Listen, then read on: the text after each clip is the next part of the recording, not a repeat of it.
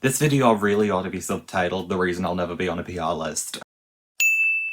What is up, everyone? I hope we're all dealing with the state of the world as reasonably as we can. I'm Ari Lynette, of course, and today I'm back with not only a new video, but a new intro, which is really cool and fun. I appreciate I'm probably the only person that cares about that stuff, but I think it's good, so that's enough for me. In today's video, I want to set some change in motion into the beauty community. For the longest time, I've been hearing lazy and repetitive critiques on brands and releases. Been hearing your usual "who asked for this" and your usual "this is boring," whatever's been spouted nowadays. It's time for a little flavour, a little bit of variety, a little bit of spice in there. And that is why today I want to reintroduce these brands to the art of the clever read. In the great tradition of Paris is Burning and the legendary ballroom scene, I want to give these beauty brands the kick in the rump that they need to go into 2021 with a little bit more of a sense of urgency and a sense of maybe we do need to try. This video is going to be the 2021 Beauty Brand Roast, conducted by yours truly, Roastmaster, with my glamorous assistant Porg presiding. Whether it's luxury brands, high-end brands, mid-range brands, even indie brands and celebrity brands, I am going to be serving a banquet of much-needed truth with a wink. This is all in good fun, and I never mean any harm by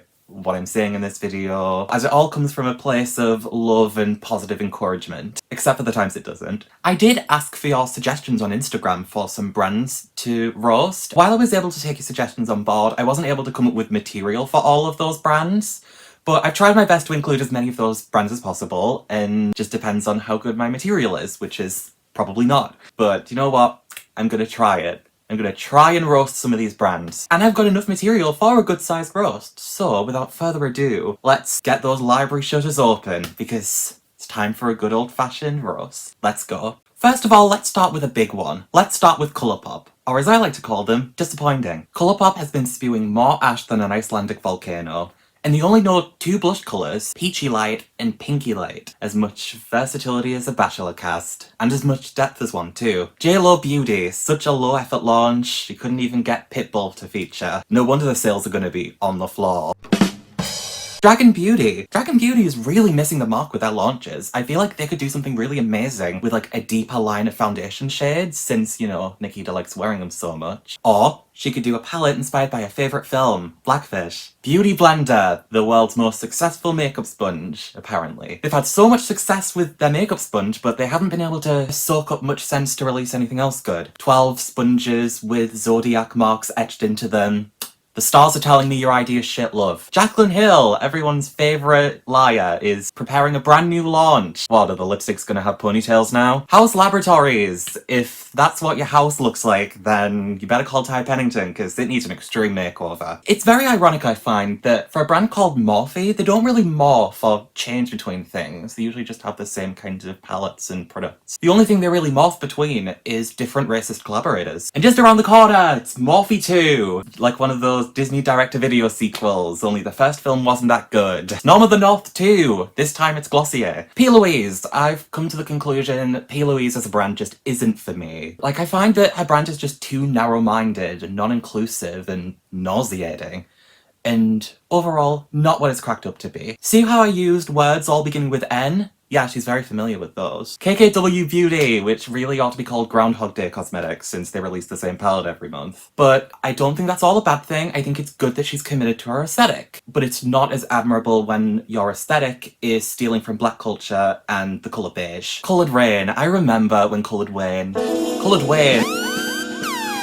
I remembered when Coloured Rain was like the queen of all of our hearts in terms of eyeshadow formulas. And then the last palette was a juicy bust if I've ever seen one. I'm still rooting for them, but like, rough spot. Right, Jeffree Star Cosmetics. There's so many things I could say about Jeffree Star Cosmetics, and I probably already have said, but I'll leave it at this. Jeffree Star Cosmetics is like a stick of juicy fruit gum. Pink, tacky, and ultimately disposable. You can tell how much he wants people to know that he fucks because he made his new lip gloss applicator look like this. I don't know what this is, I'm not sure what he intended with this. I'm not an expert with anatomy. This just looks like a Pringle with self-esteem issues. Too Faced, like the drunk aunt you aim to not sit next to during a Christmas party. And the makeup definition of mutton dressed as lamb. Kitty likes to scratch, more like Kitty makes me want to scratch my eyes out. According to their best-selling mascara, they must be really proud of their ability to give mediocre sex. Almost as much as Nas, who gives out shit orgasms like their Smarties on Halloween. One of the few brands that I saw doing YouTube advertisements over the holiday season was Charlotte Tilbury. It's a real pity they weren't advertising anything good. Funny they go on so much about pillow talk, because I talked to My Pillow about it, and they didn't really have much to say about it. What do you think? I think that counts as that I don't like it. MAC recently released a collaboration palette with The Sims, which looked like this.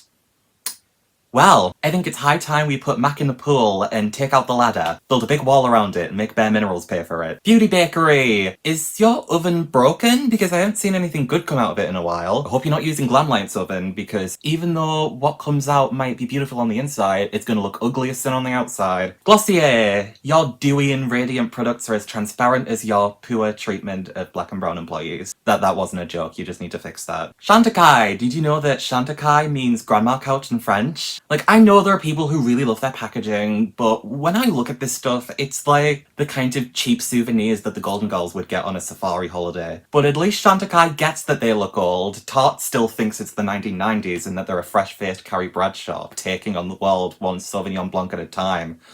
Oh bless. Urban Decay, calling themselves Beauty with an Edge, despite the fact they're as edgy as Nickelback's greatest hits, while walking the corpse of the naked palette on its own noose. Clinique, you can try and look as inclusive as you want to, doesn't change the fact that your foundation shade range was wider than a no for PR list. Now, Revolution, I feel like I have to give them some credit, because their Friends collaboration was so true to the source material, white and dated. Same thing with the Nightmare Before Christmas palette, which was visually a nightmare, and it did come around before Christmas, so yay, you did it! All done. Kylie Cosmetics, only the second worst thing to happen to the Grinch in 2020. Thanks a lot, Matthew Morrison. Sugarpill, their slogan is, if you like it, we're probably discontinuing it next week. One of the owners of Melt Cosmetics was having a party during COVID, which I think is disgusting and I think you shouldn't do. But I'm curious to what they were celebrating. Certainly wasn't the consistency of their eyeshadow formula, I'll tell you that for free. Midas Cosmetics. Everything they touch turns to... it'll do. Wayne Goss. The perfect makeup line for mansplainers everywhere. Juvia's Place. A place where all the good palettes get discontinued and all the new palettes have a glitter in them for some reason. NYX Cosmetics. One of my favourite things about NYX Cosmetics, well, they're cheap, and... they're cheap? Let me think.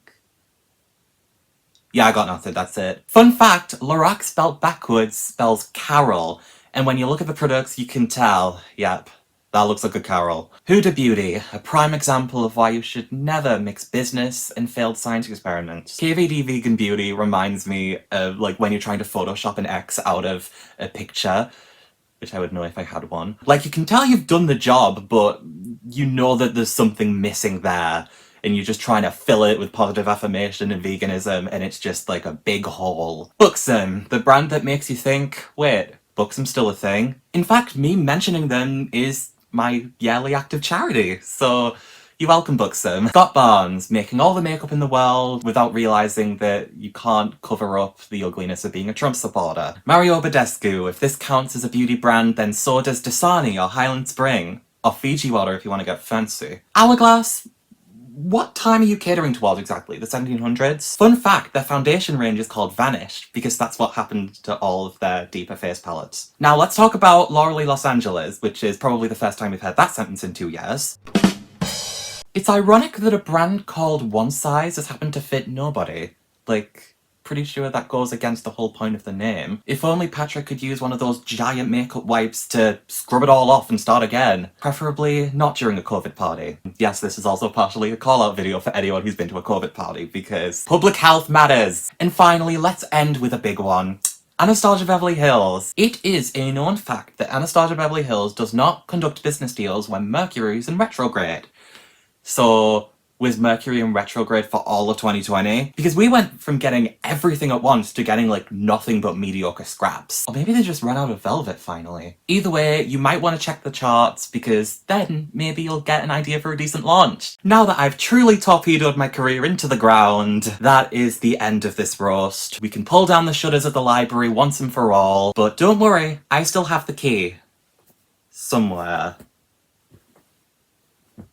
I'll find it eventually. But thank you so much for watching this video. I hope you had a lot of fun hearing these little observations and rants and reads and whatnot. If you want to take a stab at roasting some brands yourself, you can do that in the comments, or maybe even make your own video if you want to. But either way, I'd love to see what you can do with that. If you like this video, feel free to give it a thumbs up. And if you want to see more of me, I can't guarantee what I'll be posting on this channel, but I'll always be doing something somewhere, so if you do want to see more videos like this, then subscribe to the channel below and ring the bell, which you don't have to do, but it is there for a reason. Check out my Twitter for my random thoughts and observations. And if you like palette designs, check out my Instagram. I'll be showing a couple of designs over here. And if you like at least one of these, there's going to be something for you on my Instagram, so not many excuses to otherwise. And don't forget to check out my podcast, Ari Lynette is Trying His Best, available on Anchor, Spotify, Apple Podcasts, and now YouTube. Yeah, it has its own podcast channel now, and you can listen to my random rants and deep dives into topics that I probably only care about, but I find it very fun, so I hope that someone else finds it fun too. I'm working on the first few episodes of season 2 at the moment, and I'm really excited to get it out there. It's going to be a ton of fun. And I think we need to address something. If you want to follow this icon on Instagram, you can follow them at The Blessed Porg, and there you can get some top quality Porg content. You are very welcome. Remember that Black Lives Matter, and finally, make sure that you are staying safe in these times. Stay at home if you can, wash your hands, keep your distance, and wear a mask over your nose and mouth. That's what they're there for. With that, that's all I have to say. Thanks again for watching. I'm eternally grateful that people are still sticking around after all this time. And until next time, it's goodbye from me, and it is goodbye from Porg. Bye for now.